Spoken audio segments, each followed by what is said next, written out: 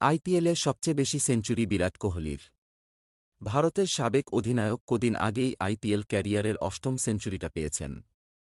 Royal Challengers Bengaluru RCB batsman Rajasthan রয়্যালসের বিপক্ষে ৬৮ বলে ছুঁয়েছিলেন ৩ অঙ্ক ৭২ বলে অপরাজিত ১১৩ রানের সেই ইনিংস খেলার পরও অবশ্য দলকে জেতাতে পারেননি কোহলি।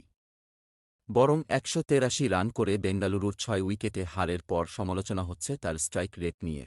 সমালোচনার তীরে বিদ্ধ সেই কোহলি আজ কথা বলেছেন আরসিবির সামাজিক যোগাযোগ মাধ্যমে, যেখানে জীবনের সবচেয়ে বড় ভয়ের কথা বলেছেন কোহলি। সেই ভয়টা অবশ্য সমালোচকদের সমালোচনা নিয়ে নয়। কোহলি সেসবকে খুব একটা পাত্তা দেন না। নাক বরাবর ধেয়ে আসা ফাস্ট বোলারদের বাউন্সারও নয়, কোহলি সবচেয়ে বেশি ভয় পান মধ্য আকাশে উড়োজাহাজের ঝাঁকুনিকে। ঝাঁকুনিতে পড়লেই নাকি তার মনে হয়, এই শেষ, বাঁচার আর কোনো আশা নেই। পেশাটা ক্রিকেট।